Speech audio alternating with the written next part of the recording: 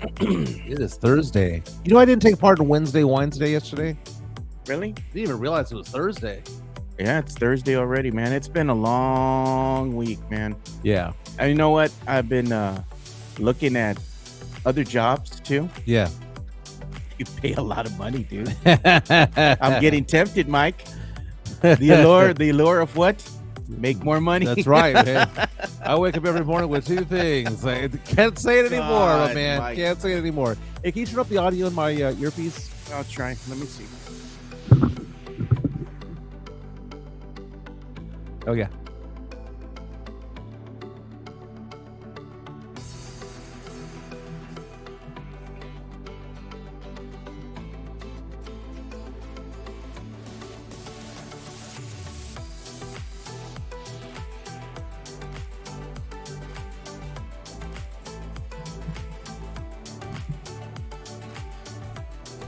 All right, how's it sound, brother? We're 49 seconds out.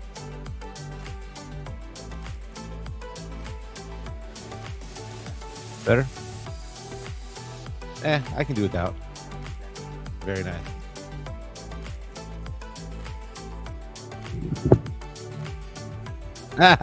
Is that a lot better? Greg says a hard rock. Nice. Yeah, no, it sounds better. Thank you so much for that. Lots to get into today, fellas. Look, it says, "Oh, guys, from France, from Very France." nice. You may not want to hear the Wemby news that we got going on or the Wemby critiques that we have. Yeah, they're brutal, man.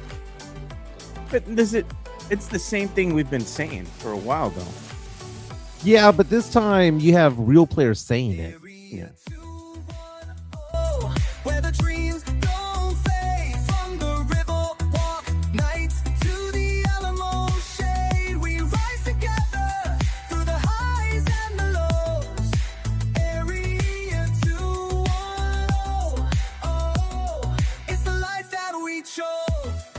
We're rising together on a Thursday morning. My name is Mike Jimenez. That's Joe Garcia. This is the Area 210 podcast, powered by PF Chang's La Cantera and also powered by Hard Rock Cafe San Antonio, the one downtown Riverwalk. Hope everyone having a fantastic day. It is game day ball for the San Antonio Spurs, who opened up a 3-game homestand, hopefully trying to turn things around. Speaking of turning things around, Wemby needs to do that. God. Because the critiques that he's getting right now from former players and current players, we're going to hear from two of them, Gilbert Arenas and Alex Caruso of the Oklahoma City Thunder. And what was so bad about it is this. Caruso's take was so analytical and so on point that it hurt my feelings. It hurt your soul. It didn't hurt my feelings. You know how like sometimes you're like, you don't want anyone to criticize your friends if they're not part of the group. You don't want anyone to criticize your family if they're not part of the family. You stick up for your guy, right? Yeah. But he said it so articulately that I was like, well, I mean, you got a lot of truth going on with that. So we're going to hear from both of that, right? We'll talk about what the Spurs need to do to kind of turn things around a little bit. This is the midway point. This is game number 41 today, so we'll get into that.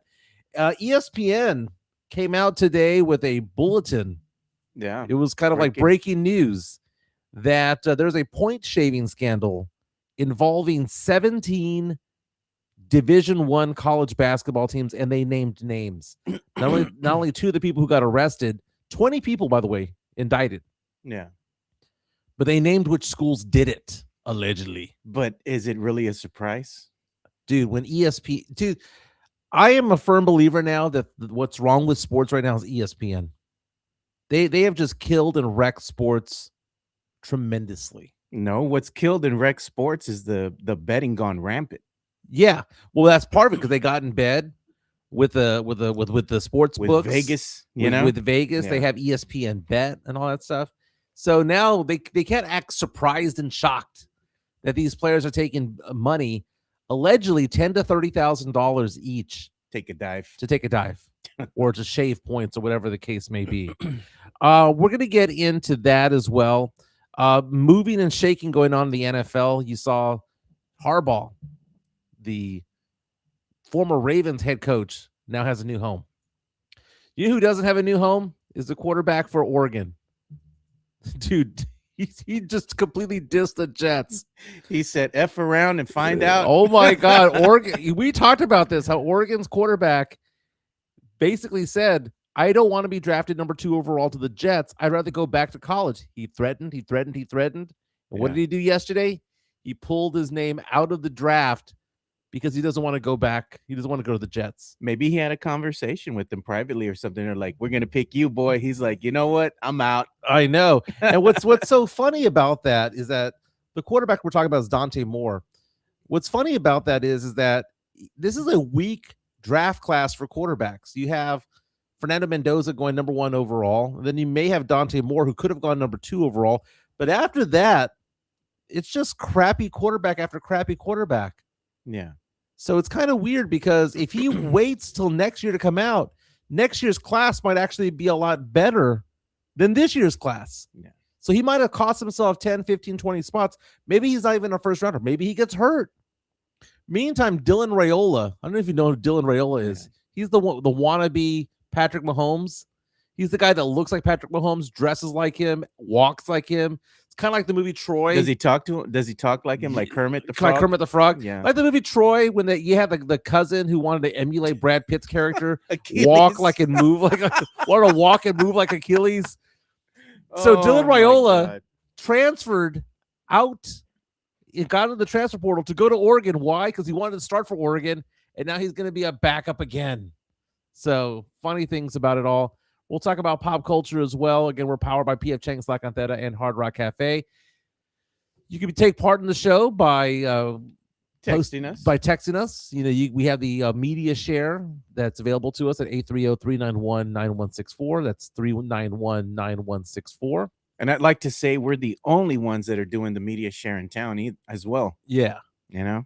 So I have a photo of me having dinner last night with my daughter. That's bringing that up right now. going to be fun. You know, let's go ahead and do that right now, because one of the things that we like to say when we have that commercial that we do for PF Chang's La Cantera, and it's Joe's classic line. He's got very, very good lines in the show. One is, what's his name again? Gone. You know, women lie, people lie, but numbers never lie, right? Yeah. But number 3 in that list is whenever Joe says in the commercial, the lettuce wraps are delicious, by the way. And look what I had for dinner last night. There you go. The lettuce wraps are delicious, by the way. That was also with Macallan 12. Really? Drinking a little glass of Macallan 12. Thank you to Sean. Japanese old fashioned? Dude, I mean, Japanese old fashioned's great. Woo.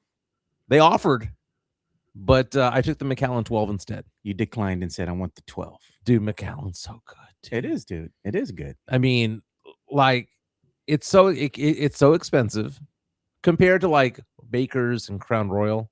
It's about 3 times the price for like the 12. Yeah. It's like 7 times the price for the 15, and about 30 times the price for anything bigger than that. You want the top of the line. You get you a little shot of Pappy Van Winkle. That's like $100. Really? Yep. Really? It's made by the same people that make Buffalo Trace. Yeah. It's made in that distillery.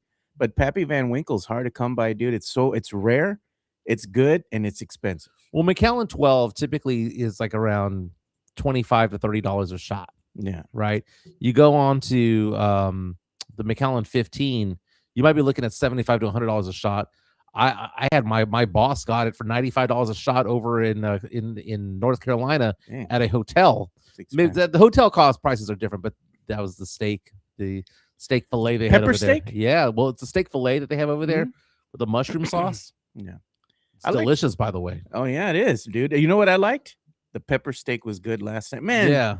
I went out there when I was out there last time, man. I was hanging out there with my boy Jonas. Mm-hmm. Man, Sean just kept bringing dishes. Try this, try that, prawns, and then he gave us like another thing was shrimp and some noodles, and that was good. And then he gave us like pepper steak, and he said, "Here, try the dessert." Everything was good. It was a butter cake, I think it was. It was good stuff, man. Well, we're looking forward to the party. So Sean and I were talking about the party. If you can go back and put on the chat. We're looking forward to the party. The party is going to be January 24th. So not this weekend, but the following weekend. So you have time to get a babysitter. You have time to do all that. We're going to have special guests out there. We're celebrating episode number 500, which happened last week. Also celebrating the fact that we picked up subscriber 2,500 and 2,600 over the holiday period. It's going to be over at Little Woodrow's on 1604 in Braun. Party starts at 6 o'clock, runs till 10, but then again, last call's not till 2 a.m. anyway, so we'll probably be there the entire time. But come out and hang out with us. Special guests. We're excited about the guests. We have, oh my God, I got the list of giveaways that we have, Joe. Yeah, we got a lot. We've got HEB cards, we got tablets, we've got gift cards. We got 4, I think, PF Chang's gift cards. We have $100 gift card back here.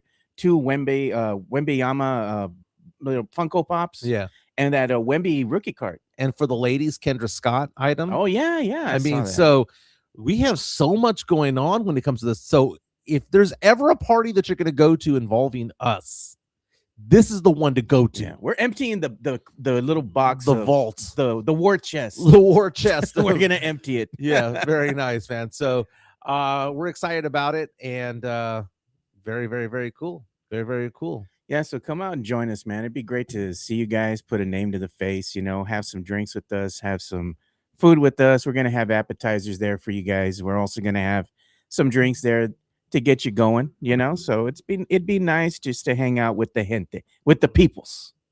I'm excited for it, man. Chica's gonna be out there, so you get to meet Chica. She'll be wearing sparkles. Sparkles. I love Chica. She's so funny, dude, because every time she comes over here, she tells me, Joe, you know what Michael did? I'm like, no, but you're gonna tell me anyway. Well, it's always so funny. She tells me. It's weird because I spent the night at my sister's house last night, because whenever I'm doing business in San Antonio, I stay with family, or we stay at a hotel because I sold my house here in San Antonio. Yeah. And Chica and I are looking for a house, and we're kind of narrowing it down at this point. But I don't like being away from her, man. I know we're newlyweds and all that stuff, but it just feels weird waking up not there. It's just like I start feeling around, hoping that she's there, but she wasn't. Yeah. Where are you? Where's that hip? Can see you over here reaching. Very nice. Let's get into the show. I know you want to have the Gilbert Arenas talk about Wemby. God, dude. I need to go to the Alex Caruso one first. Okay, so Caruso go plays for this page, right? Yes. So Caruso plays for the Oklahoma City Thunder. Thunder beat the Spurs earlier this week, and I know that it was the first of 4 games that they've actually beaten the Spurs, because the Spurs took out OKC 3 times in December. Yeah. But the Spurs have been playing basically 500 ball the last month or so, and have lost to teams like Utah, teams like Portland, teams that are beneath where the Spurs had been playing up until Christmas or so. And we had high expectations suddenly because the Spurs made the finals of the Emirates Cup, losing to the Knicks. But we're trying to find out what's wrong with Wemby. Now, Wemby's going to be an all-star this year. He's going to be an all-star, and he still is one of the top 10, 15 players in the NBA when healthy. He's finally back in the starting lineup. But we all are asking ourselves the question, where's the leap for Wemby? Because Wemby has kind of, and you can say it's because he had a calf injury earlier in the year, whatever the case may be, but where is the leap? Now, we saw earlier this year his three-point shooting, as far as the number of shots attempts, had gone down to something more reasonable. He's playing a little bit more down low, but now instead of him banging bodies with big guys, you're seeing the opponents come out there and send guards to guard a 7'4" to 7'6" unicorn. After the game the other day, Alex Caruso of OKC was asked about Wemby. Yeah. And whoever interviewed him was asking very good questions. And I want to give props, even though it's critical of a Spurs player, I want to give props to Caruso for actually answering the damn question and not having a PR answer. This is a brutal takedown of Wemby, but it's not being done in a way that is like disrespectful, condescending or something. Disrespectful. It's none of that. This is an actual NBA player who's been around the block, giving an insight as to what he thinks he sees in Wemby, what he doesn't see in Wemby, and we have to hear what he has to say. This is a very, very good. Is this the equivalent of the Lauryn Hill and the Fugees "Killing Me Softly"? I mean, this is a I mean, the best I can think of is back in the day when Dan Quayle was taken down by Lloyd Benson, and when Lloyd Benson said, I knew John F. Kennedy, you're no John F. Kennedy, that line, Yeah, that yeah. famous political line back in the day. It's one of those where it's like, hey man, I've been around the block. You know what it is? It's Spurs fans waiting for Wemby to not be wimpy, and for him to let his nuts drop so he can be el Wembeyazo. Yeah, Go out there and take over the game. Well, I mean, let's hear what Caruso has to say, because to me, when I heard it the first time, I kind of got hurt because there's so much truth in what he has to say. Here's Alex Caruso of the Oklahoma City Thunder. Such a unique thing. Like, what are you learning about what it takes to pick up on his tendencies and adjust to his tendencies, especially because he's not even in his prime? I mean, offensively, he's still really raw. Like, he's still like, if he gets within 5 feet of the goal, he can just dunk it or like grab it and put it in. So just, working early, against any person that's, big, that's really good in the league. Like, you try to work early and get him away from the basket. And then just, he's not, like, his length is an issue, but he's not like as strong as like a Giannis, or like a Jokic, to where it's like, a Sengun and KD even, will get to his spot and be like on balance. Like, he still is like, he's influenceable with like just certain spots where he catches it and how he has his footwork. So that's just, something you got to take and use to your advantage, because like you said, he's 7 whatever and shoots it at 9 feet. So like, if he wants to get a shot off, he's going to get a shot off.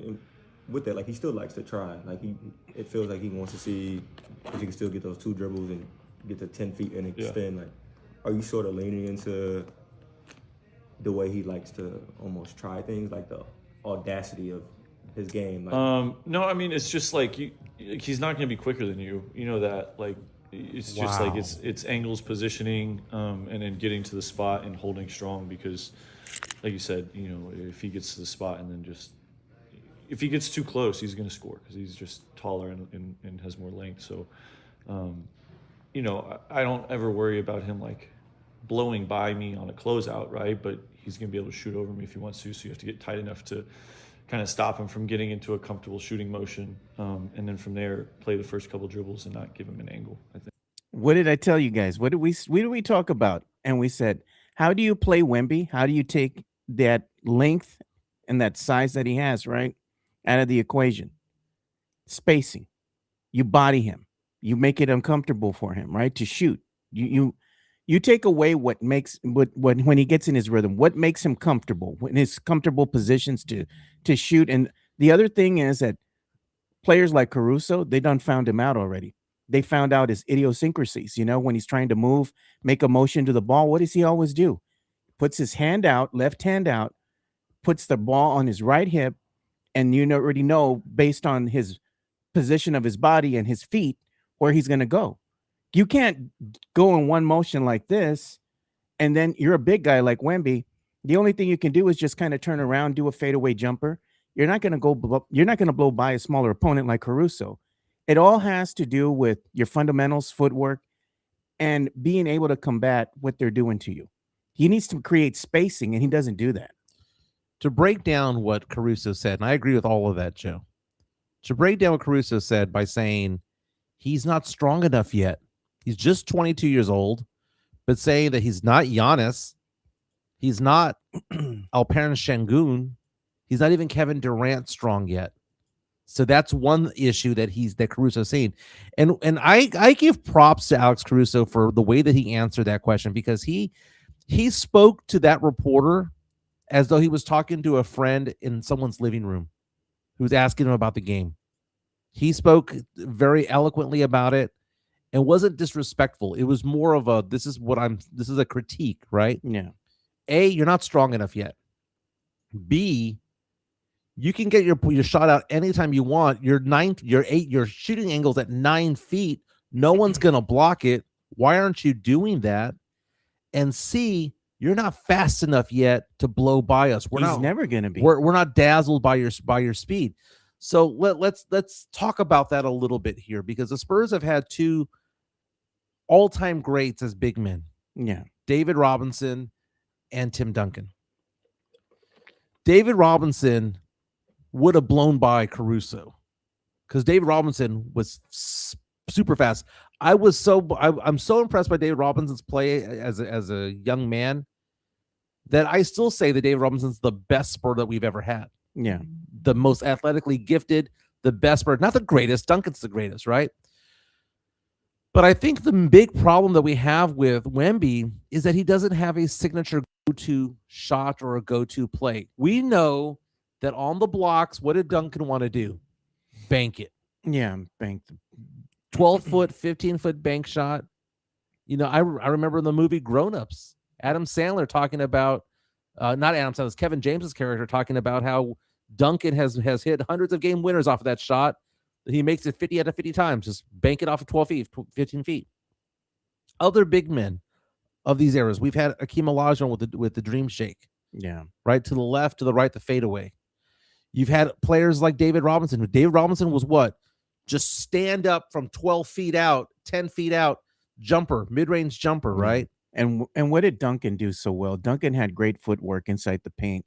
He knew exactly where he wanted to go and how to get there. The drop steps that he would have to get around people. Most importantly, Robinson and Duncan both had high basketball IQs, and they already had a plan in effect when they got the ball in their hand, and they kind of knew either by instinct or it was purposely done what they wanted to do with the ball. Yeah. Wemby, you give him the ball, he didn't even know what he wants to do. Right. He has a guy that's in front of him like Caruso, and he's like, oh, man, I don't know how to get past this guy. He's smaller than you. The other thing that the Spurs do that's detrimental to Wemby, nobody comes and helps him. Why don't you come and set a screen, set a pick, do something? Because there's no shooters. Nobody's doing anything. They don't have to. There's no shooters. It's a lot of isolation, one-on-one plays, and that's why the Spurs wind up getting in trouble. So here's the thing. If I was the head coach of the Spurs, what I would do is I would lock Wemby into a room and just play for 24 hours straight video of Kareem Abdul-Jabbar. The sky hook. Yeah. The unblockable shots that are out there, and create something like that, because we had a comment in here earlier about and it was kind of joking. It was about his signature shot being a 1 foot 3-pointer, a 3-pointer off of 1 foot. There it is. That's Mario Cavazos saying Wemby's current signature shot is shooting off a 1-legged 3-pointer, which is sad. Because as JHNSB on our chat, powered by PF Chang's Lacatero, pointed out, Wemby is too slow for the guards. It is too weak for a lot of centers. But the thing is that he's still 7'5", and he's still a top 10 player in the NBA. And in fact, according to Hollinger Report, which is ESPN's player efficiency rankings, he's still ranked number 4 in the in the NBA. Yeah. So let's not call him a scrub. He's not a bust. He's not a scrub. He's just he's an all-star level player. Like they were saying, he's raw in his talent and what he can do with it. And Caruso calling him raw. The reason why he's raw is because he doesn't have the footwork yet. No. And I mean, we were blessed to have Duncan play 4 years of college at the Navy and Tim Duncan at Wake Forest. Yeah. And I know that Wemby played professional league in France, but it's different games, right? It's different games and it's different setups. It's different time periods. He doesn't have the footwork. He doesn't have a signature shot, and he's still kind of weak. And I know they're saying, well, don't get so much weight on him because his ankles, his feet, and all that stuff. But if you're going to be that lanky, you're kind of just in a weird spot because he doesn't have the 3-point shot to be like, oh my God, he's such a great 3-point shooter. He's not Kevin Durant. What he's lacking is court vision. He don't have that court vision, man. He has the skill set, but he doesn't have the court vision, and he doesn't know how to react to the defense. Right. That's it. And, he doesn't, it's almost like he doesn't realize that his height is his weapon. It's like he's 7'5", but he goes onto the court thinking he's 6'5". Yeah, you can't teach height, right? You don't have the speed, but you got the length, dude. Yeah, Chuck McAtenick saying, I love that saying. Come on, do something. Like one of the stupidest things that he does is bring the ball down. No, when you're turning around, you bring the ball up. You bring the ball up, you create the space because you're going to bump your defender, not knock him down, but bump him. When you bump them, they go like this. You pull back, fadeaway jumper. Who's going to stop you? The problem is, and we have saying that he's from France, saying Mikey already has football work already. That's a drummer's EB, saying that Wemby already has his footwork. He doesn't. Not in the NBA. He does. I mean, that he just doesn't. The problem that he has is that it's so easy for players like Dylan Brooks, for players like Julius Randle, for players like even an Alex Caruso to get him off of his block, to get him out of his spot. Yeah. Duncan knew how to get to exactly where he wanted to be on the court. You could say that Duncan wants to be at this 1 foot by 1 foot area of the court, Top of the key. top of the key. Yeah. You could put Shaq on that 1 by 1 area. Guess what? You can get the ball. He's gonna get to that spot. Yeah. It's almost like that is my spot. Yeah. That's my He's spot. going to use that footwork and get there. I'm you gonna know? get there. I'm gonna body my way out of get you out of my spot, because that's where I begin the point. It's so different than we watch with NFL players, right? They there's a certain rhythm by which they play. Yeah. 3-step drop, 5-7-step drop, boom, boom, boom. It's all about timing. And when you don't get to your spot, the timing goes off. The training goes off because it's so intricate as to what you're doing, and you practice a certain way. Wemby can get to his spot, but then all of a sudden he gets bodied out of that spot. And that's the problem. And, I'm not going to blame the officials on that, but the officials don't give him any calls either. Don't give him the superstar treatment either. Not that he deserves it yet. No. But the funny thing is, and this is why I tell everybody, don't fall for those videos that they show you in the offseason. Wemby's working out with Kevin Garnett. Oh, I viene el Wembiazo. He's working out with Olajuwon. He's out there with the monks. Mm-hmm. Oh man, Wemby's leveling up. You're gonna see. You watch. And then what happens? You're out here almost the halfway mark of the season. How many games have we had with the healthy Wemby? Yeah. Well, I mean, Wemby hopefully Come is on, man. getting healthier. He's back in the starting lineup. I'm looking at what he's averaging per game, right? So, Joe, he averages 24 points per game, but he's averaging that in a 29-minute per game average because they had him on a minutes restriction, right? Per 36, he's at 30 points per game. So, I mean, he is still an elite level player. I think the problem that we're having is that He don't pass the eye test. well, no, it depends. It depends on what you're looking for, Joe. Okay, let me take off my Spurs goggles and put my Well- NBA analyst goggles on. Well, no. What I mean by that is, you know how we say that Keldon Johnson at 29 is a great pick, that Jeremy Sohan at 9 is a bad pick, right? Or where was Sohan picked at 9, right? Somewhere around there. It's a bad pick, but if he was drafted at 29, it'd be a different thing, right? Wemby is a top 10 player in the NBA. He is, because he can block so many shots, averages 2.7 blocks per game. He averages 3 assists, 11 rebounds, shoots 84% from the free throw line, 24 points per game in limited minutes. He is still an elite player and deserves to be an all-star. The problem that we have, Joe, is that we're waiting for him to be that generational word. We want MVP? we want him to fulfill that. You don't want to hear the Jackals? MVP. Dude, that is so silly and stupid. Stupid. I can see you, man. If you're at the arena and you hear that chant, you're going to roll your eyes so hard, Mike. Yeah, so what I do respect about Wemby, though, is that Wemby is showing that he has some dog in him, in the sense that he's willing to Yeah. talk crap and all that stuff and kind of jaw at people and get things going. He needs to keep up that energy at all times physically, and he doesn't. So it's a bizarre thing, because we're complaining about a guy who's averaging 24 points per game, 11 rebounds per game, 3 assists and 3 blocks and 1 steal, which is a great stat line. It's an all-star stat line. We're complaining about that because in our minds we think this is a guy that should be averaging 30 and 15. This is healthy. Maybe even a triple-double every day, every time he's out there playing. That he should be dazzling, because we've seen him dazzle, and it's frustrating to watch the Alex Carusos and Dylan Brookses of the world lock him up. And why do they lock him up? because he's not strong enough to get to his spot, or he's not adamant enough to get to his spot. Now, Gilbert Arenas also had some comments, Joe. Yeah. Tell us about what did Arenas have to say? Yeah, Arenas was brutal, man. But look at what Texas Latina says. Wemby. And Yeah. then we have that super chat coming in right now from Sam Salinas. Thank you. Sorry, Matt Gomez gave us a super chat. Thank you for the 199 super chat. He says they are saying Wemby.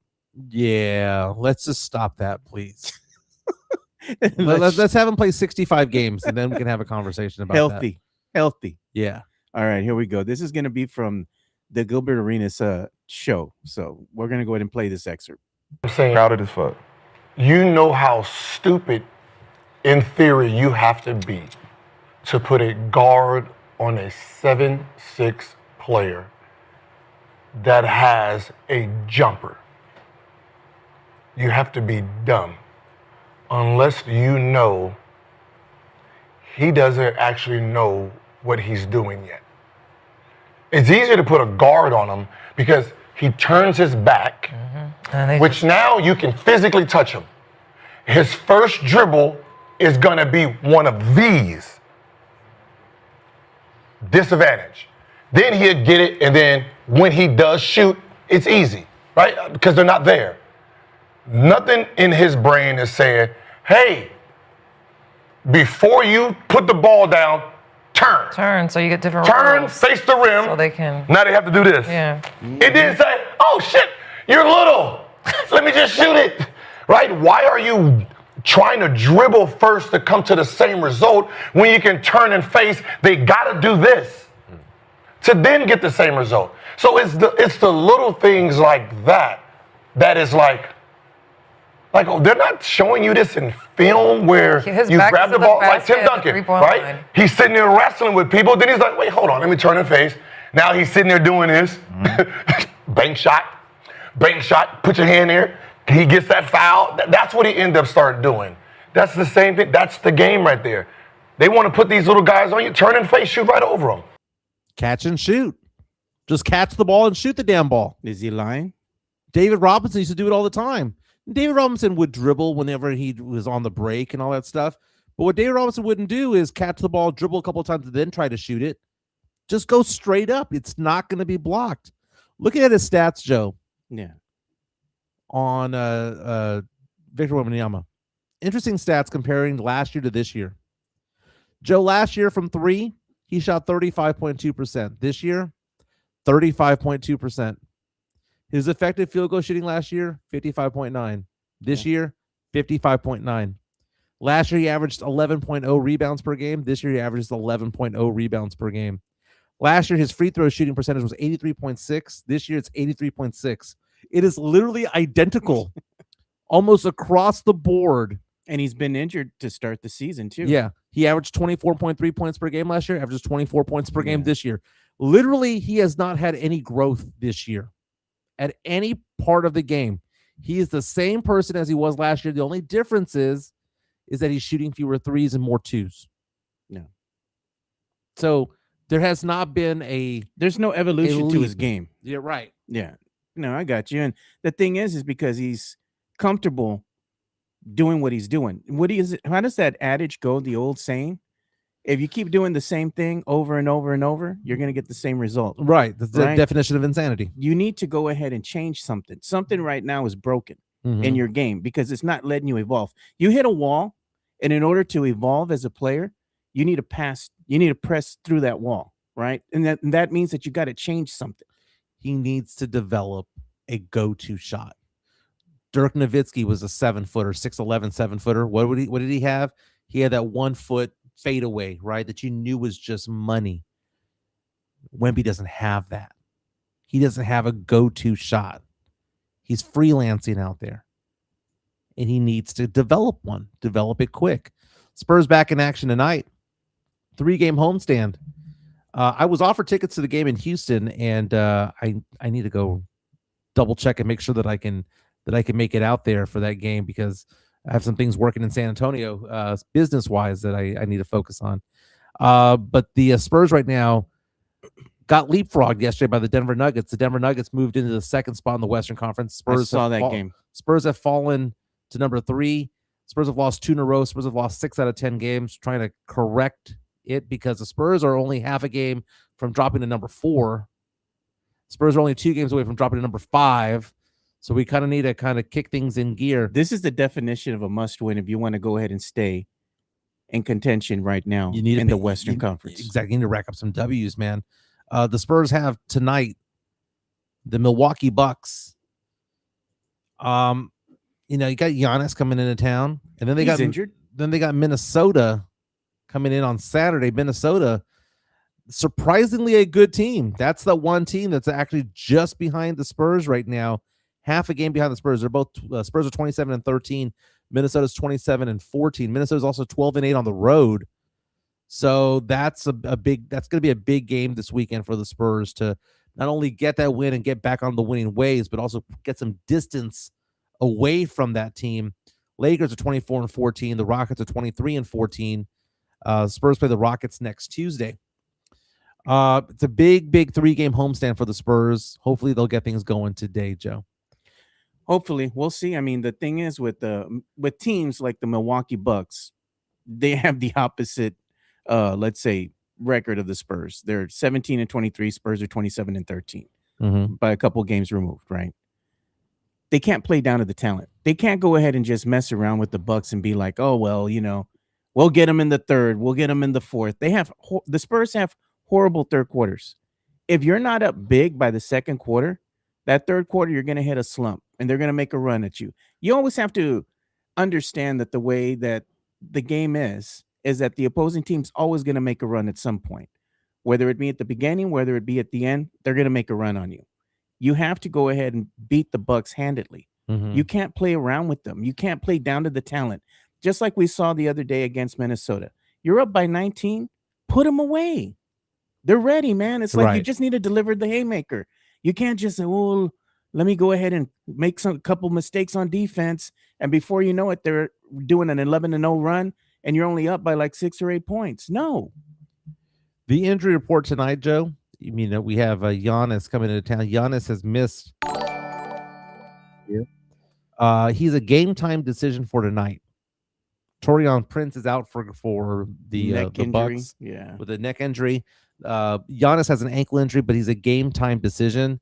ESPN has him listed as an expected return of today. Devin Vassell's out. ESPN has an expected return of Devin Vassell, Joe. No. January 19th. Can't wait. We've missed Vassell. We've missed Vassell in the worst way. Hey, ESPN had an article today. It was kind of their breaking news talking about the fact that 20 people were charged in a point shaving scheme involving the NCAA Division I level. Those are the big schools, right? Yeah. Joe, apparently 17 D1 teams were in the mix. 29 games allegedly fixed, according to the feds. This was something that was a federal indictment unsealed Thursday in the Eastern District of Pennsylvania. These games were in 23-24 season and the 24-25 season. 2 players named, Sedquavius Hunter and Diquavian Short, are 2 players, right? 4 other players charged named Simeon Castle, Carlos Hart, Kamian Shell, and Umar Kuriesi. Apparently, this was all started because they were trying to fix games in China in the Chinese Basketball Association. Then it moved on over to the college ranks, and these players were being offered $10,000 to $30,000 to point shave. Right? Here's an excerpt of what's going on here on the ESPN, so you can see many college players. It says among 20 charged in point shaving scheme. Now, I will say this though: the schools that got charged, I only see one big name school in here, and it's really not even that big of a name. These are the names of the schools. They said names of schools indictment. Abilene Christian University, God. ACU up North Texas, Alabama State, Buffalo, Coppin State, DePaul, Eastern Michigan, Fordham, Kennesaw State, LaSalle, New Orleans, Nicholls State, North Carolina A&T, Northwestern State, Robert Morris, St. Louis, Southern Miss, and then Tulane, which is out in New Orleans. So you got 2 schools from New Orleans in the mix there. These are schools that go under the radar, Joe. Yeah. There's no Duke in here. There's no North Carolina. There's no Kansas. There's no Texas. These are those schools, Joe, that whenever you see the spreads, They're the ones at the bottom of the newspaper, right, Joe? They're the ones that, they're not the ones at the very top. In the fine print. No highlights of any of these games are going on Sports Center. They're not talking about it on Get Up or on First Take. Or even players from said, organizations. You don't hear anybody from them. Interesting. We do have a super chat that came in that I missed up on. Yeah, and this one's coming in from Mario Cavazos. Here comes the money. It's saying, would Pop cuss out Wemby like he did Tony? Depends on what Pop you're getting. I mean, 2005 Pop, yes. 2020 Pop, no. Just depends on which one you're getting. Thank you for the super chat and for the love. By the way, Joe, Mario is actually one of the ones taking part in our challenge for the walking. Dude, Black Bucket is just kicking ass and taking names on that, Joe. We know him as Black Bucket on our chat over here. He has so far 37.6 miles on the app for this month as part of our challenge. Alex Noriega at 35.9, Alonso Alvarado at 33.6, Jennifer Noriega at 30.4. It's a 4-horse race there, man. They're killing it. Alex and Jen are the power couple there. That's over 2 miles a day. Yeah. Very, very, very nice. Again, we'll do the challenge again in February as well. This is going to be a popular thing. Yeah. You know what? Alex was talking to me the other day, and he was like, he works from home too, right? Yeah. So he's like, man, sometimes, he's had a long day or whatever. And he's like, I'll go for a walk. So he's like, his wife goes with them. So I'm like, hey, that's cool. You're like, she's beating him right now. I know. She's probably walking without him, and then she joins him afterwards. Yeah, Chica's work. joining this weekend, by the way. Okay, well, there you go. Very, very cool. This point shaving scandal, by the way, Joe. Again, if ESPN's going to be in bed with casinos, be in bed with DraftKings, have ESPN bet, and basically on everything that they do, talk about point spreads. Yeah, this is bound to have happened.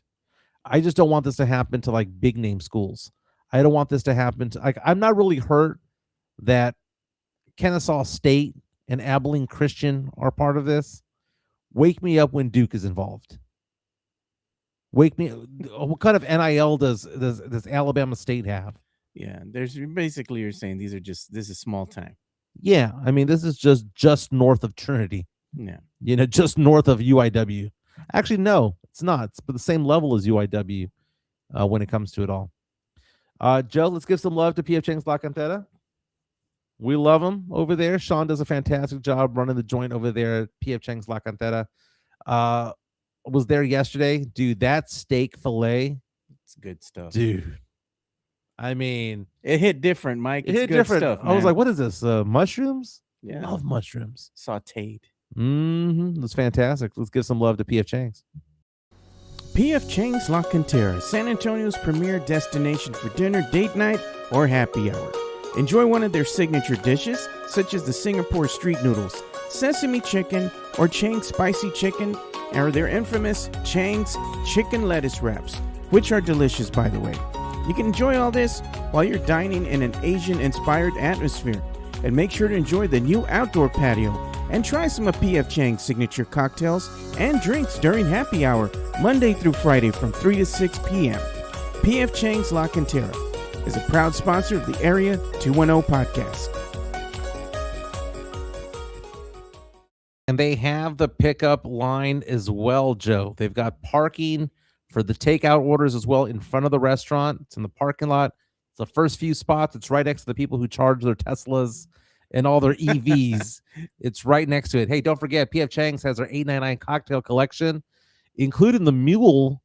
They've got the lychee martini, the lemon drop martini. Fantastic drinks that they have available over there. That bar is amazing. So, not only can go to PF Chang's, because those of you who go to La Cantera, right, you go there to shop, you have all the different stores that are there. You might be going to, I go to certain stores out there. Chica likes going to Gucci, Louis Vuitton to go look at all that stuff. I like going to Lucchese. I like going to various stores out there. I don't like going like the Macy's necessarily or the Dillard's. Yeah. I can't stand Nordstrom's. But you go out there, Johnson and Murphy, all that stuff. Yeah. I rock with it, right? yeah. I rock with. But you go to those places and you kind of get the rumblings, right? Yeah. Don't go to that Auntie Anne's and go get the little the little pigs in a blanket. Yeah. No, The man. pretzel bites. Don't get the pretzel bites. Don't go to the Chick-fil-A that's in the middle of the store, and do not go to, the Cheesecake Factory. Circle on over. Yeah, Make your way man. over to the Nordstrom Don't go to side. Haywire. Go to PF Chang's. Just go to PF Chang's, man. Sean will treat you Sean will right. treat you right. It's a fantastic atmosphere. They've got the wait staff that does a fantastic job over there. The drinks are good, and you don't have to go there for food. Go for a drink. The happy hour special, by the way, the happy hour special they have are sometimes only for the bar area. Yeah. Guess what's on that list, Joe? What? The lettuce wraps are delicious, by the way. Yeah, but my personal favorite, man, you go during happy hour, do you a favor, man, and get you some of that Sparrow, man, that Japanese beer. Yeah. Oh, yeah. The Sapporo. Sapporo, yeah. Man, that stuff is good. You know why? They don't give it to you in a can. They don't give it to you in a bottle. They give it to you straight out of the draft, right? The tap right there. And it's the only place in town that I know that has it on draft, right? They have it on tap. So they give you a nice cold draft beer, right? Mm-hmm. And it's like a 22-ounce mug, that they give it to you in. So good, dude. We have breaking news coming in from ESPN. It's funny breaking news, Joe. Remember last week we talked about the fact that the Clapper might be coming back to the NFL? He's going to be interviewed by who? The Tennessee Titans. Yeah. Right? Guess who else Tennessee is interviewing? Who are they interviewing? According to Adam Schefter of ESPN, he just tweeted out there in the last 30 minutes. Another former Dallas Cowboy head coach. They're also interviewing the Tennessee Titans, Mike McCarthy, scheduled for an interview on Saturday. So the Titans are interviewing two former Dallas Cowboys head coaches. God, man. Why would you want Mike McCarthy? You've already had a bad season. I mean, that's just as bad as getting, what's that brother's name that was with the Raiders? The old Pete coach, Carroll, man. That's like getting another old school coach, man. It's like they don't cut it anymore. Like they're cut from a different era, dude. Mm-hmm. The game has evolved, much like the NBA now. It's not so much now about defense. It's more about putting points up there.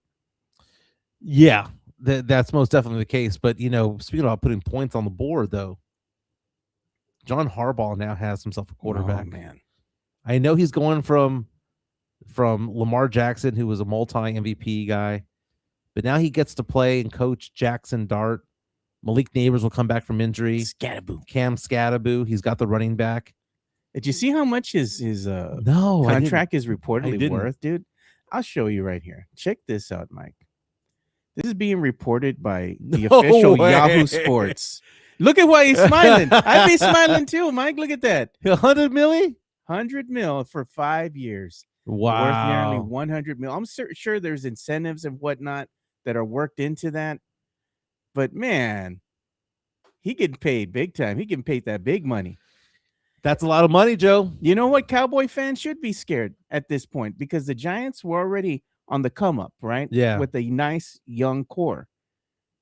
And now they got a heck of a head coach. Do you know what's funny about all that is that sounds like a lot of money, 20 million, but the Las Vegas Raiders are going to be paying their head coaches 60 million this year. Oh God. Because they have 5 former coaches that are still on the payroll.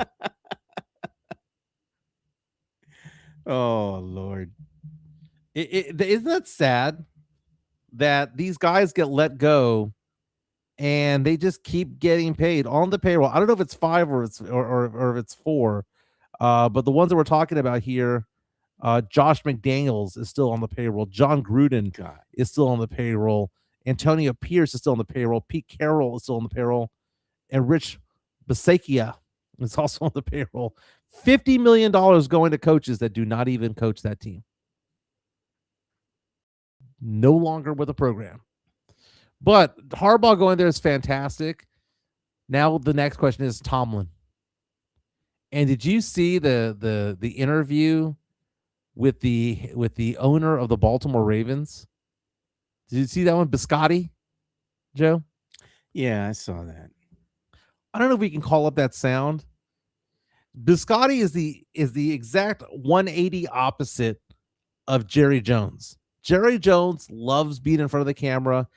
Before every game, during the game, after the game, he wants to be interviewed, right? At practice, at the office, on the road, at home, he wants to be interviewed. Biscotti of the Ravens has no desire to do anything. In fact, he doesn't even have press conferences. And in fact, the Ravens owner, Steve Biscotti, had his first press conference in 7 years, Joe. He has come out to say that he wants to be the least recognized owner in the NFL.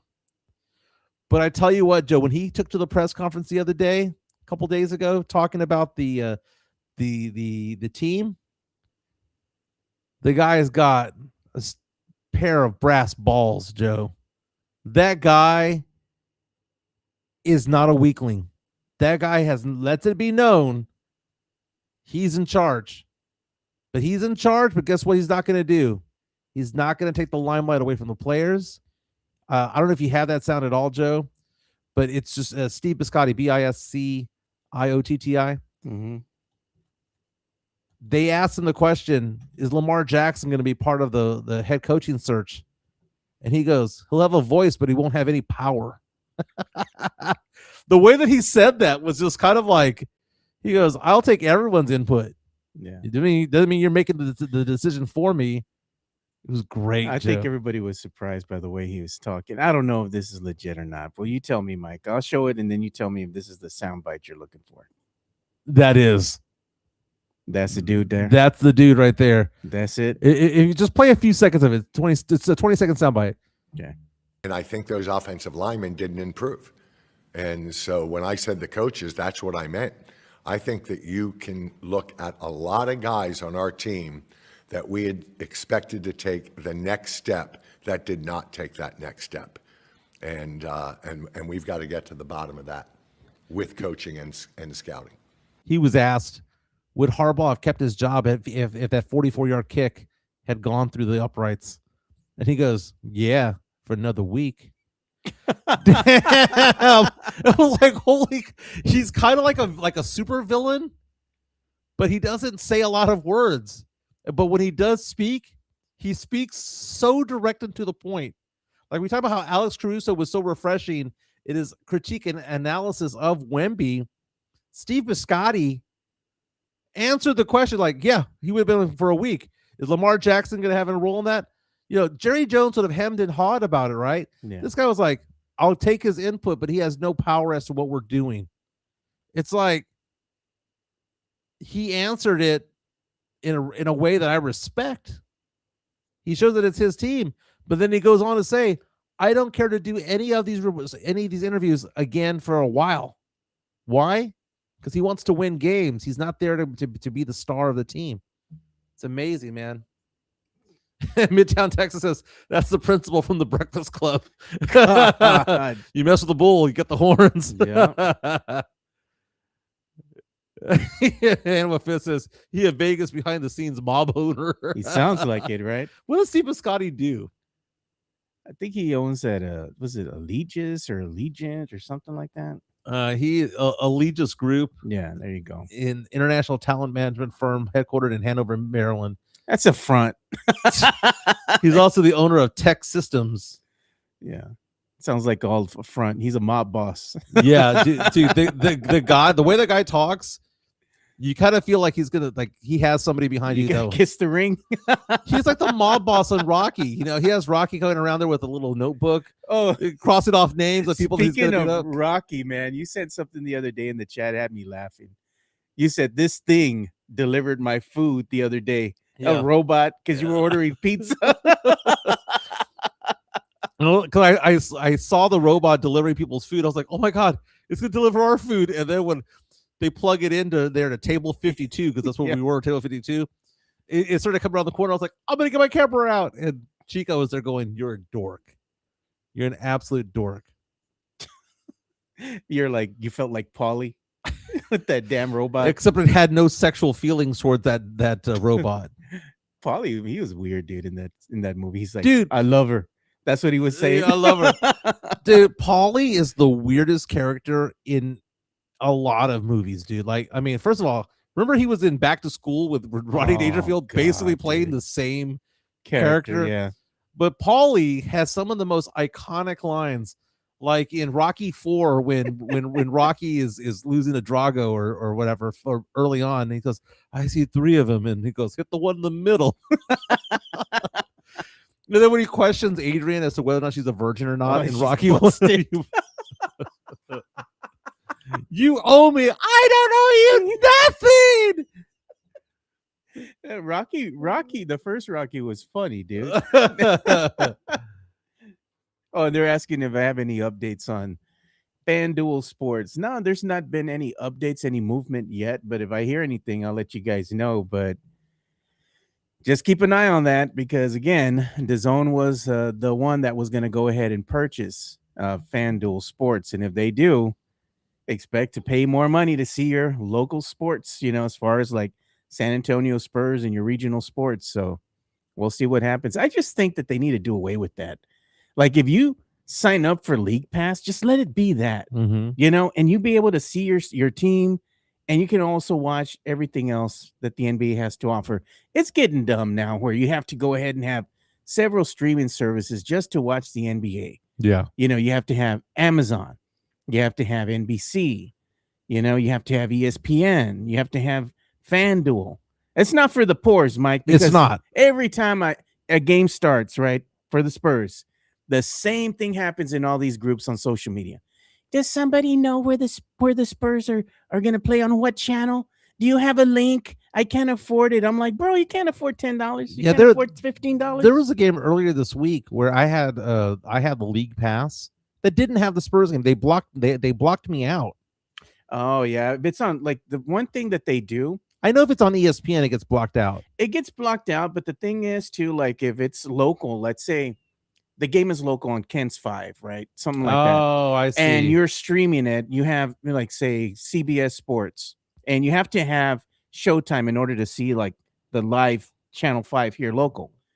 They don't have the rights to show you the Spurs game on that streaming So, platform, so they block it out. I didn't know which games those are because I started with Fubo in San Antonio when I moved to Conroe. I never changed the zip code on there, so I still get KSAT, I still get Ken's and WOAI and KBB over there. I also get KHOU, KPRC, and KTRK over there. Yeah. So I get both cities over there. So if it's on KSAT or if it's on Ken's, rather, I need to know that so that it's better. Hey, ESPN just released an article right now saying here are the top trade targets for all NBA teams. Basically saying the player most likely to be traded for each team. There we go. We're showing the article now. So, for example, Atlanta's Kristaps Porzingis, right? Boston's Chris Boucher, Michael Porter Jr., Colin Sexton, Nikola Vucevic, Lonzo Ball. These are players that can be got. Anthony Davis can be got, right? So I'm scrolling down all the way down. Detroit has none that they can stand pat, right? Jonathan Kuminga, who has demanded a trade according to ESPN from the Golden State Warriors, hasn't appeared in a game since the 18th of December. He is available. Dorian Finney-Smith of Houston Rockets reportedly available, right? I'm going to scroll all the way down. Dalton Connect. I wouldn't mind that guy. Spurs need a shooter, right? Connect can shoot. John Morant being available from Memphis, a guy that was considered to be a franchise player who is, I mean, he's not playing like trash. He's just on career lows. He ain't that same player no more. He He's isn't. lost a step. He's all right. Well, he's shooting 21% from 3, so maybe he does suck. But you go down to the Spurs. Who do you think they have as the Spurs' most likely player to be getting? Sohan. Let's see. Better be Sohan. Let's see. Jeremy Grant, by the way, from Portland. Give me some Jeremy Grant, dude. Sohan for Jeremy Grant, straight up. Straight up. For the San Antonio Spurs, survey And the says unveil is- Jeremy. Hey! It says after starting 73 games and averaging nearly 30 minutes per game in 2024, his role has diminished. He's now averaging 13 minutes per game for any of the games that he does play because he's missed so many games. I'm saying that Kelly Olynyk is also one to be on the go. So ESPN, they know their ball. They know their ball. It's not a surprise, though. I mean, we've been knowing that Jeremy Sohan was going to be on the outs. Especially during the season, early on in the season, there was something amiss where he was just sitting down, DNP. Mm-hmm. They're probably shopping him around, see what can be had for him, but they haven't had anything of merit, teams are gonna want to pick or something like that. But the Spurs at this point, they probably just want to unload the dude, Mhm. probably get somebody else just to fill a body. Hey Joe, there's going to be a big event over at the zoo coming on up, and it's going to involve 2 rap bands from the '90s. Did you see this? Tag team back again. Let's talk about on the other side after we give some love to Hard Rock Cafe. They sponsor our show. They've got a brand new bar on the 3rd floor over there at Hard Rock Cafe downtown on the Riverwalk. We got to show them some love, and we're going to have draft parties there for the NBA draft and the NFL draft in April and in June. Let's give some love to our good friends over at Hard Rock Cafe. The Hard Rock Cafe, San Antonio is Riverwalk dining at its best. With great scenic views, along with its amazing collection of rock memorabilia, there is something for everyone. Enjoy happy hour weekdays from 3 p.m. to 6 p.m. with $8 and $10 appetizers, $5 domestic drafts, and $6 craft import drafts at the bar only. Try some of the Hard Rock Cafe's legendary steak burgers, or my personal favorite, such as the grilled salmon or baby back ribs. Make sure to visit the 3rd level and enjoy the DJ as you take in the city skyline. The Hard Rock Cafe is a proud sponsor of the Area 210 podcast. The DJ on that I used for the little commercial there. Yeah. He kind of looks like Mario Cavazos. At first I thought it was Mario wearing the Spurs jersey, he doesn't need no undershirt, Mike. I got to tell you a funny thing about Mario Cavazos. Yeah. I was with Sean Quintero last night at PF Chang's La Cantera, and we're doing our walk challenge. I'm at my walk. It alerts my phone every time somebody puts in a workout, right? So you'll see somebody did 2 miles, 1.5 miles, 4 miles. He posted one that was 0.1 miles. Yeah. 0.1. And I laughed. I looked at Sean. I said, I think he went to go check the mail. 0.1, Mario. Come on, man. 0.1. Now, he did a longer one later on in the day. Yeah. But he posted a 0.1. I thought it was funny. If you want to show my screen, San Antonio Zoo has announced the 30th annual Zoo La La Taste of San Antonio event. Again, that's going to be May 14th. And look who's performing. Jeez, man. Tag team back again. Shaka laka, shaka laka, shaka laka, shaka. Look at this. It looks so weird, dude. Yeah. Live music, drinks, and it looks like boo. Boo.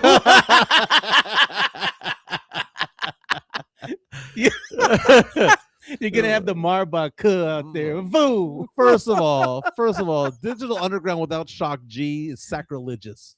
Okay. I love Digital Underground. Shock G brought us, by the way, Tupac. This is our hard rock fact of the day, brought to you by Hard Rock Cafe when we talk about music. Shock G and Digital Underground, you know the song. Time, the Humpty Hump, right? The Humpty dance. The Humpty Hump. Yeah. Great song. Yeah. You Iconic karaoke that? song. I've done it several times. You do the dance. First, a limb to the side like my leg was broken, shaking and twitching, kind of like I was smoking. Man. Yes, I've done the dance before. Here's your cue. Jump on in, Mike. Look at this. Do the Humpty Hump. Look at this. You ready? People say you'll hump. Okay.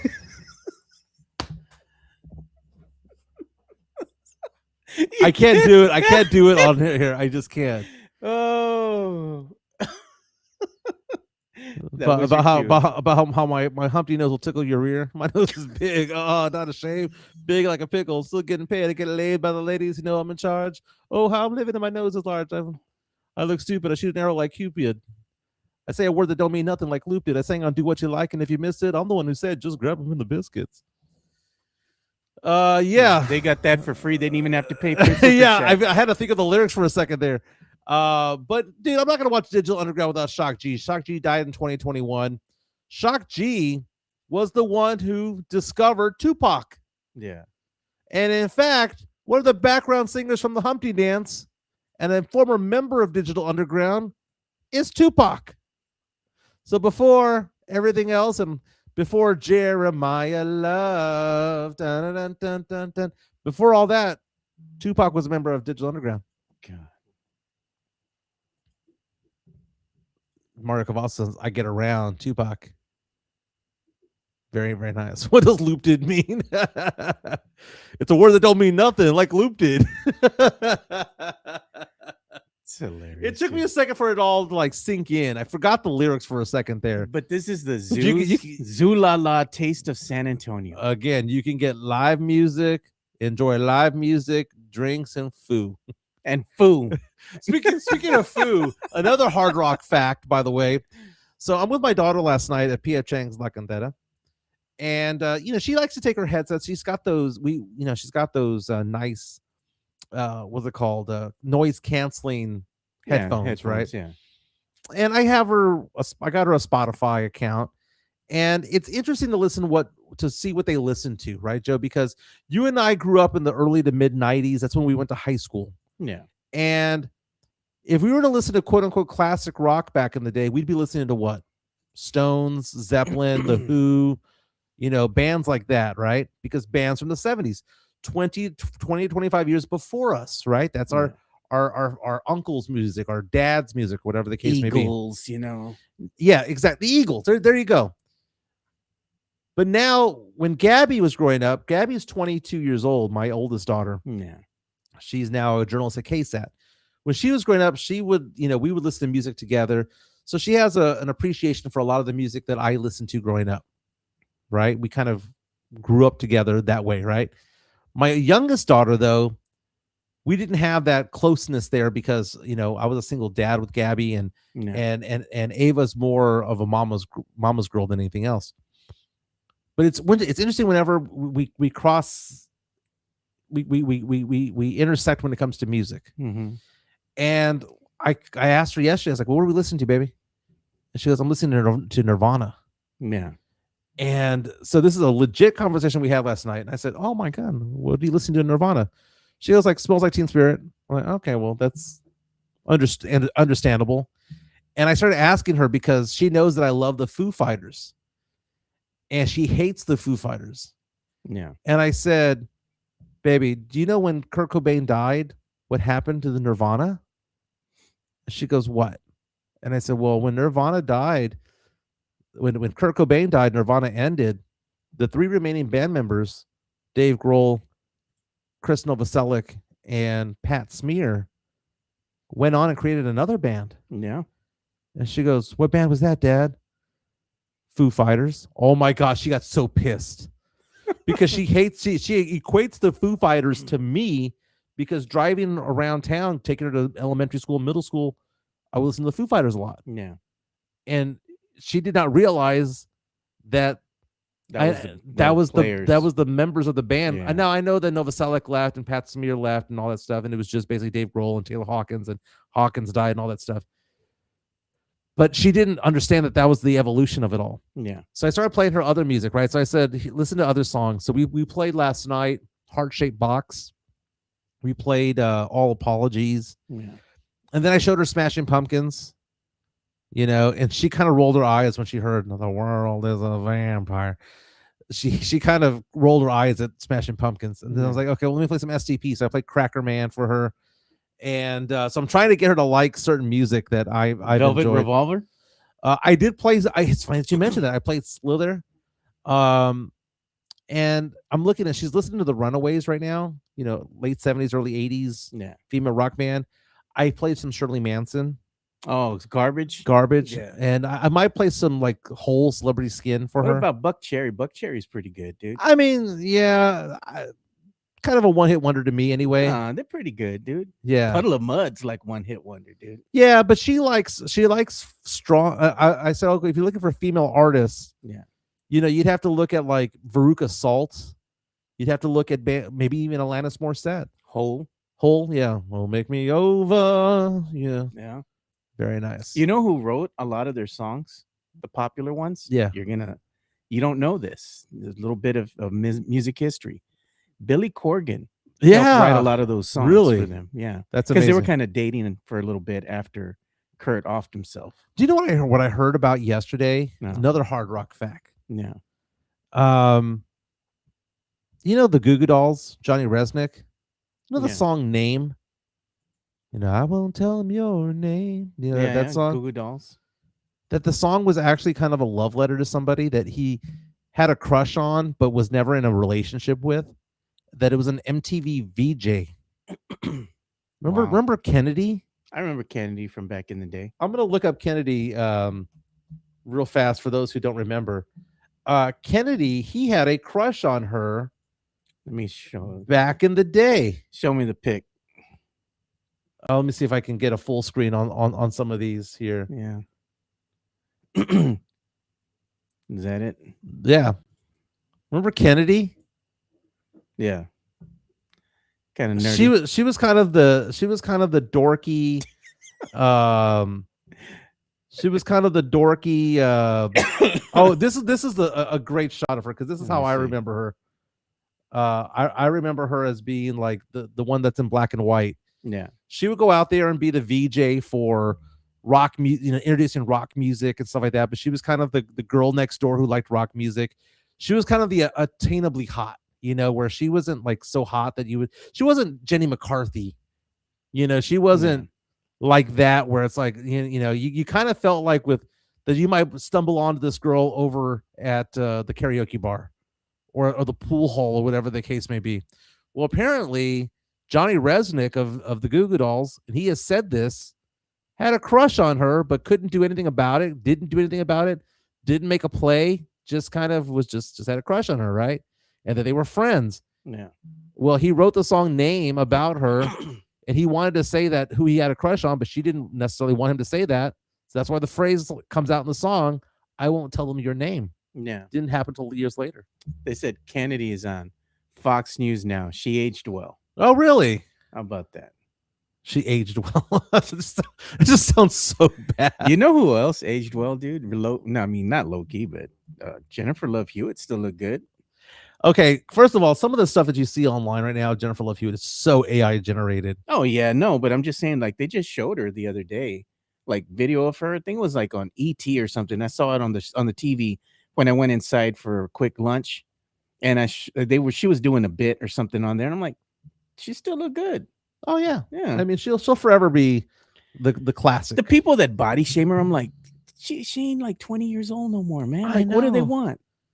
She got a real woman's figure. Like, she got curves. I Ain't tell nothing that wrong I with tell her. that to Chica all the time. The idea that a guy our age would want somebody who weighs $110. No, man. No, man. Look thick with 2 C's.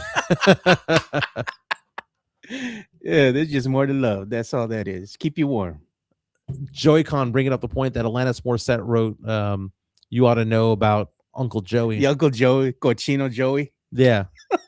You ought to know. You know what's so funny about "You Ought to Know" is that it was her first major hit in the United States. Or she had been a Canadian pop star. She was basically Katy Perry of Canada in the early 90s. She resurrects her career with Glenn Ballard, who popular producer. Glenn Ballard, who worked with like the Mariah Careys of the world, brought her into the fold, into the rock world, right? Yeah. Do you know who the musicians are on "You Ought to Know"? Who? Because I mean, I know what the subject matter is: a jilted woman who's upset that her man has cheated on her, right? Or not cheated on her, has left her. But aesthetically, the rock music on there is really good, Joe. Whether you like the lyrics or not, that song's a really good song, right? Yeah. The lead guitarist is Dave Navarro of the Red Hot Chili Peppers at the time. Very good, man. The bass line's really good, right? It's Flea. Yeah. The drummer's Taylor Hawkins from the Foo Fighters. Yeah. So it had two members of the Chili Peppers at the time, one member who was going to be later on of the Foo Fighters. That is the musicians on "You Ought to Know." Yeah. That's why it rocks so hard. Yeah. Good times. Exciting analysis. Katy Perry is more pop. Morissette as an artist. She became an artist, but when she first came out, she was more Katy Perry. You get me going on that song "Uninvited." That's a haunting song, man. The ding ding ding ding. It sounds like a horror movie, Joe. Yeah. I love talking music, Joe. Yeah. Music's so great. It is great. They'll probably have a lot of music out there at the Little Woodrow's Oh, in yeah. between the sports and whatnot. Little Woodrow's is a nice place to go. Again, I'll show the flyer, man, because we want you guys to go out there. We can be spending a little bit of money on this little party here that we're throwing for you guys in appreciation for, all you guys supporting us, because we really appreciate the support. And we wouldn't have been able to grow, and we wouldn't have made it to 500 shows or 500 episodes. Yeah. It wasn't for the chat, for the guys in the chat and all the support that they give us. So, Hey, and thank you for the appreciate support it. for my business as well. If you can show Yeah. my number as well. I told this to my the owner of the firm that I work through just yesterday. I was saying, how good the listener base has been to me and my business. It's been unreal, Joe. People who listen to this podcast, listen to my old radio show, is a significant chunk of my business. Give me a call, 210-508-0369, 210-508-0369 if you have questions about retirement accounts, if you have questions like 401k rollovers, if you have questions about IRAs or annuities, life insurance, long-term care, disability. I train financial advisors and insurance agents, and that's kind of one of the things that I kind of did yesterday, kind of creating a little bit of a partnership with a financial firm here in town. I love my job. And you know what? Believe it or not, talking here from 10 to 11:30 propels my business. So Yeah. thank you so much for all of you guys who have taken part of this. Greg asked the question, are we going to have any merch to buy? Oh, that's a good, that's a difficult I don't question. know if I'm going to have merch to buy, but I might have merch to give away Mhm. to you guys, because I bought some things, that I'm going to go ahead and use a laser engraver to engrave as a little thank you to the people that show up. Just an extra incentive for you guys to come, because you're going to be able to receive a one-of-a-kind gift there that you're not going to be able to get anywhere else. Not going to tell you what it is. You have to go, to the event in order to go ahead and be gifted Mhm. this item. So I don't feel right in charging people to come out and celebrate 500 episodes. Maybe if we do another event or something like that, sure, we'll have merch out there to sell. But this just seems like it's about the people. It's not so much about us. It's about us giving back to them, Yeah. Great article right now on mysa.com talking about one of the stars of Landman, Paulina Chavez, was taking part in a charity drive, actually hanging out over at the San Antonio Food Bank and volunteering her time over there. She has some San Antonio roots, and she's one of the stars of Landman. Landman, I think people are falling off the cliff over when it comes to it all, because it came out like a rocket after season 1. I think people think that it kind of jumped the shark in season 2. I saw a comment the other day saying it takes longer than 3 hours to get from Midland to Corpus. That there was a scene in which one of the characters was trying to go from Midland to Corpus and left in the morning and got there by lunchtime. Yeah. That does not exist. But hey, By lunchtime. Oh, but God. Paulina Chavez giving Yeah, back to the giving food back. bank, making sandwiches. Look at Sam Salinas asking, do you still have my hat, Joe? I do have your hat. I have it right here in the box. So if you go out there to the event, I'll have it with me. I'll hand it straight to you. We'll have Tex-Mex Frank there as well. So maybe he'll go ahead and give something in the away as far as the prize, a prize to give away to everybody. $100 million for Harbaugh. Jeez. That's a lot of money, dude. Oh, so that owner of the Baltimore Ravens, Yeah. when asked about Tomlin, because the news about Tomlin broke when he was talking, he goes, he's available? And the way that he spoke was like, I take him. And look at this. I was going to show you something that I believe Tony Ornalis had sent us to in the media share. So we'll go ahead and show that here on Yeah. screen. And check this out. He's going ahead and sharing this photo that he has of Arizona senior Adrian Stubbs. He said he scores 100 points and 3/4 to break the state record. Yeah, didn't the team just score 109? So it's like either A, guard him, please. I saw the highlights. Yeah. That was some bad defense, man. That was really bad defense.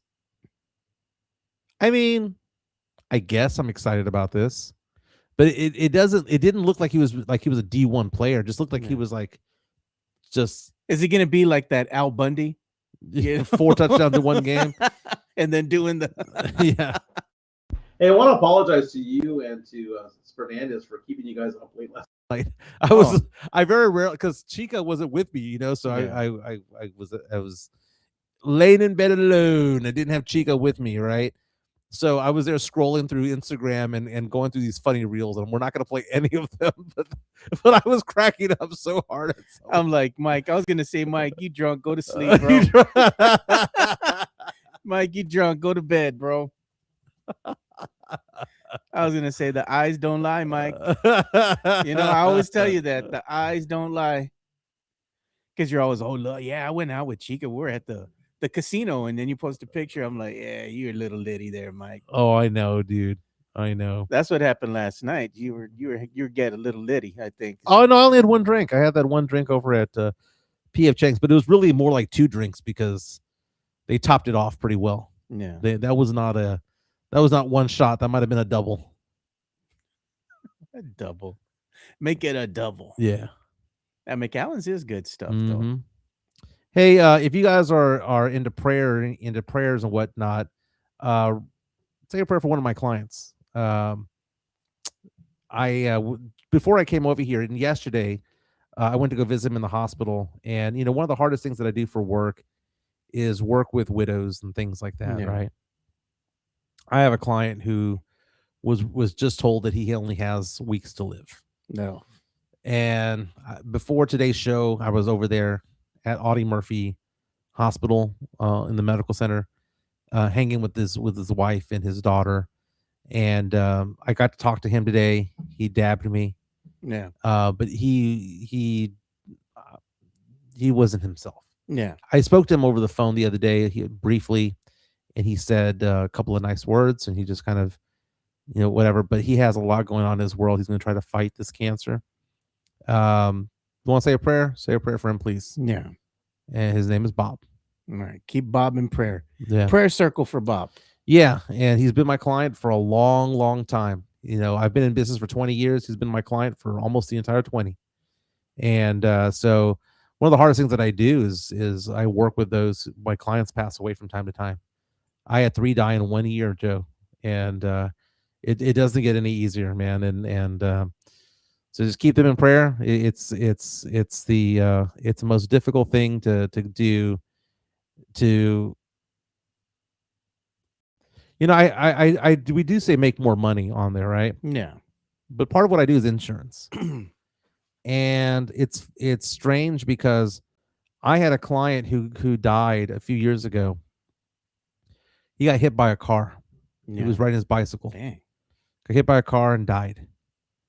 And I'm there providing the life insurance check to the widow. And the widow lit up because she was like, I did not realize it was this much. She wanted her husband to get $100,000 policy.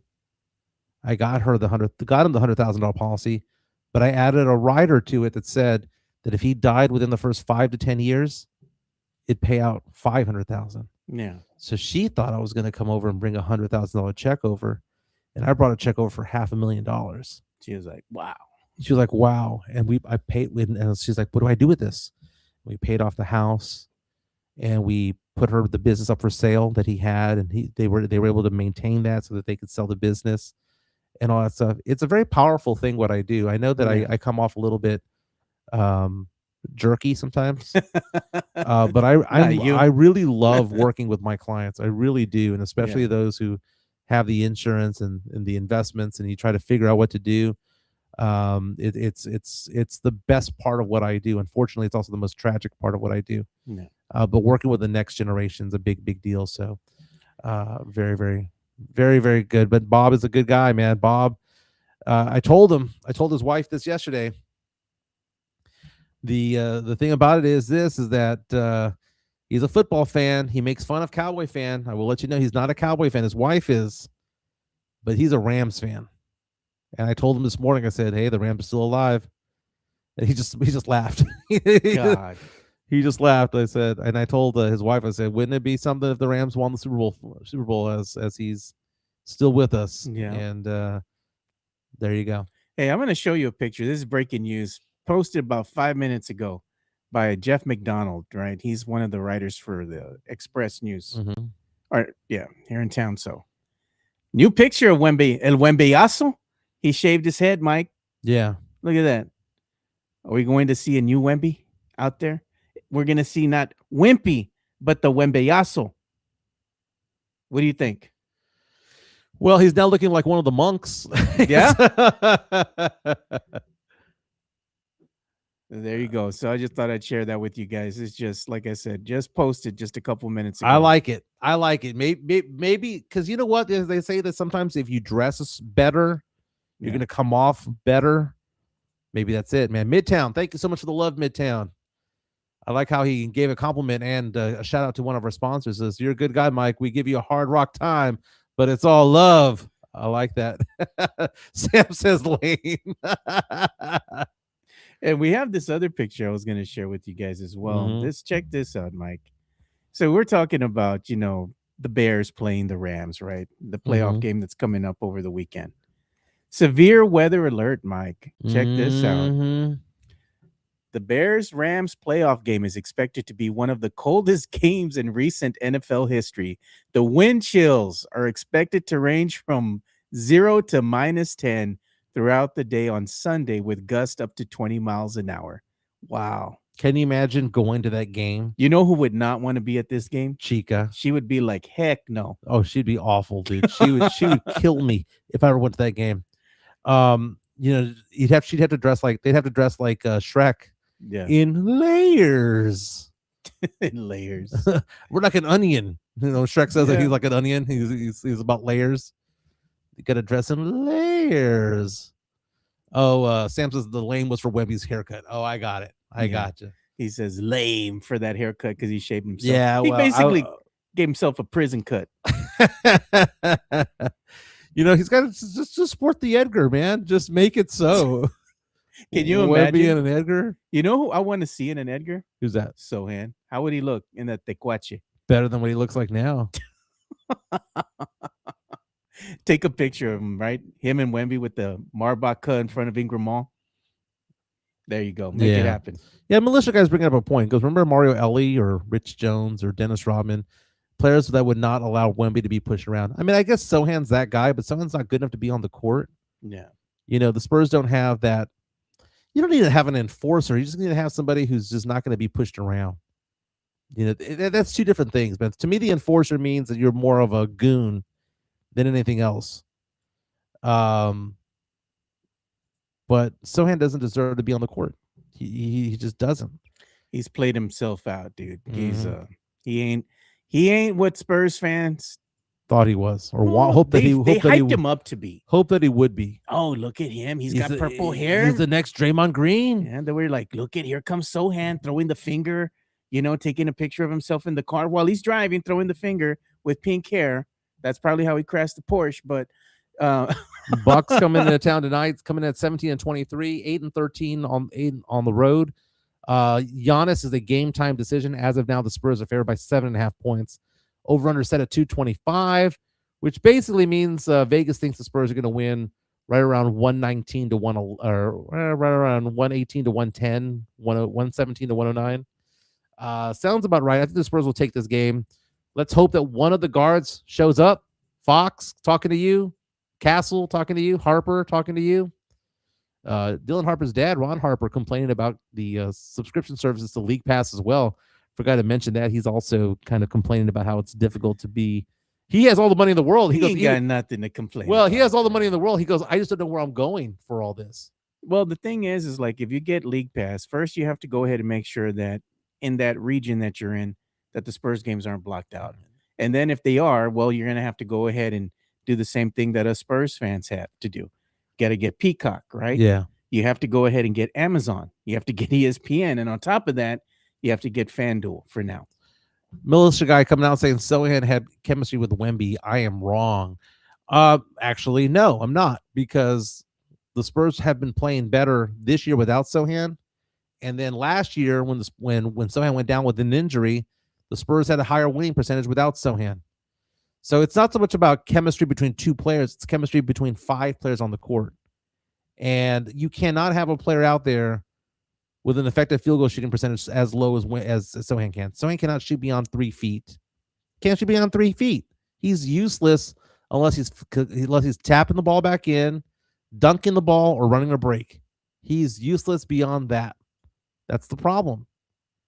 saw a stat earlier today talking about the top 10 players when it comes to points per game or percentage of points scored at mid-range. Yeah.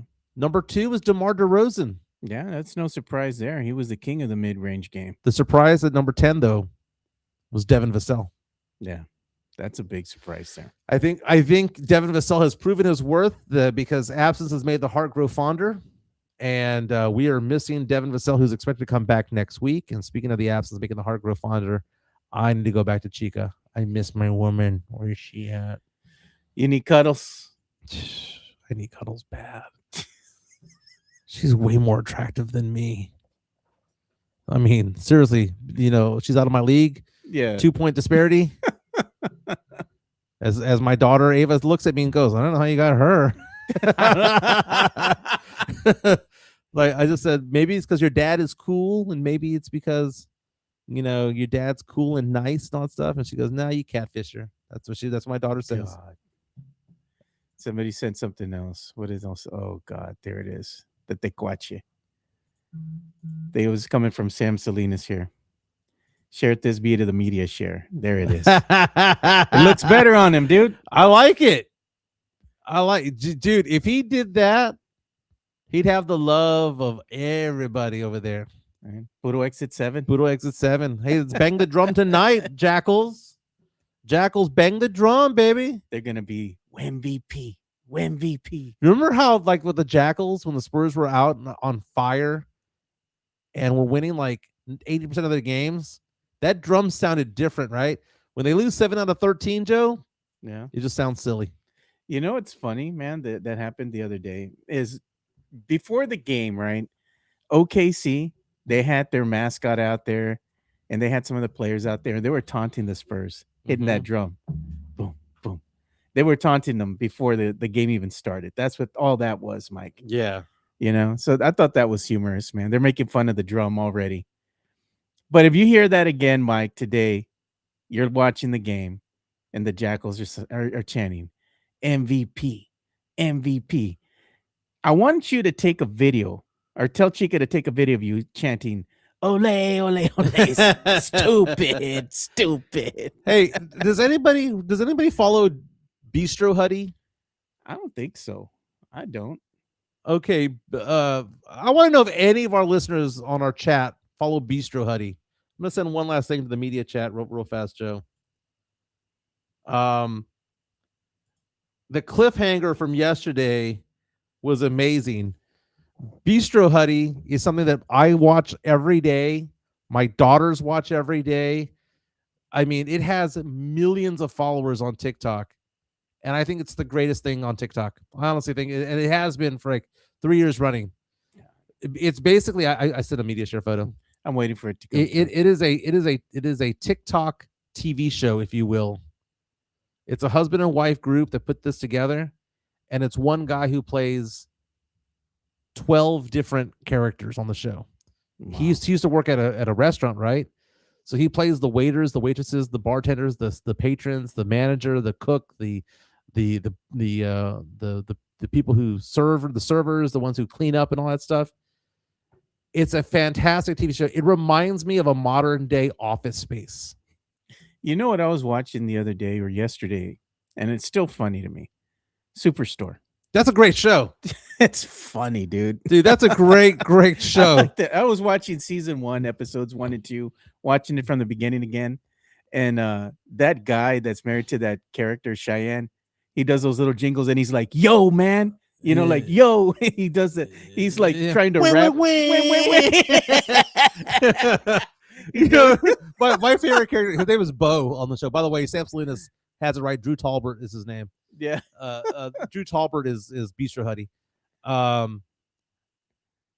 The my favorite Bo line, by the way, Joe, is when Glenn is asking Cheyenne to be the surrogate for their kid. Yeah. And they're trying to talk to Bo into it, and then Bo's like, "No, man, you're not gonna do that to my girl. That's her body and all that stuff." And then she goes, "Oh, well, I guess so. There's some things that $20,000 can't buy." He goes, "What? You're gonna give us money? I thought this was a dare." Bo's a dumbass, dude. It's funny, man. The second episode, I think, was where they had that. Second, no, it was the third one where they had the reporter come in for the Oh the magazine. It's all propaganda for the place. It's the company magazine Yeah. for Cloud9. And the guy that not only is he African American, but he's disabled in the oh, wheelchair. the photographer He's chasing like, him down. You're not taking my picture. You're yeah, not taking my because picture. it's the uplifting story of the show Yeah. of it all.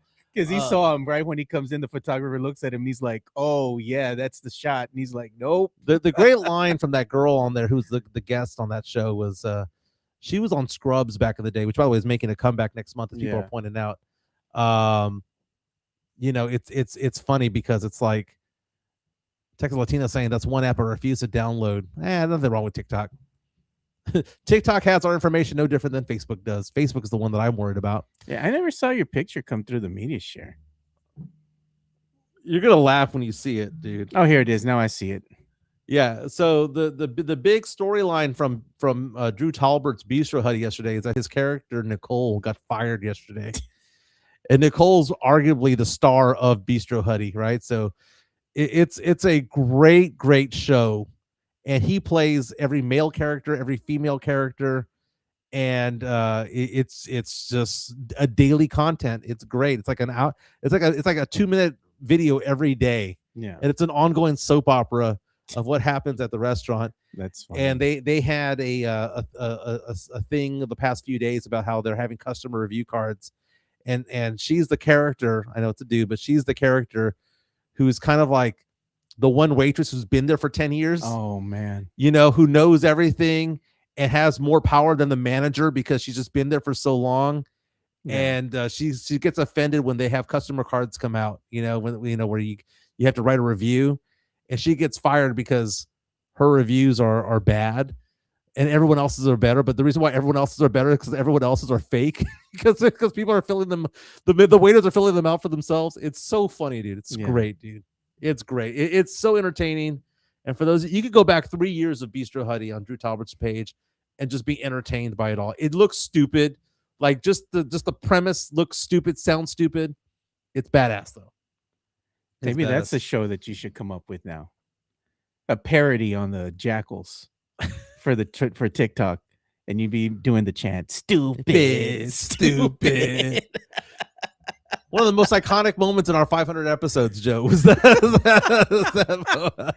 You know who gets a kick out of it every time we say that? Matt Gomez and Sam Salinas. Yeah. If I go to the SAFC game, I'm gonna have to do that for them, dude.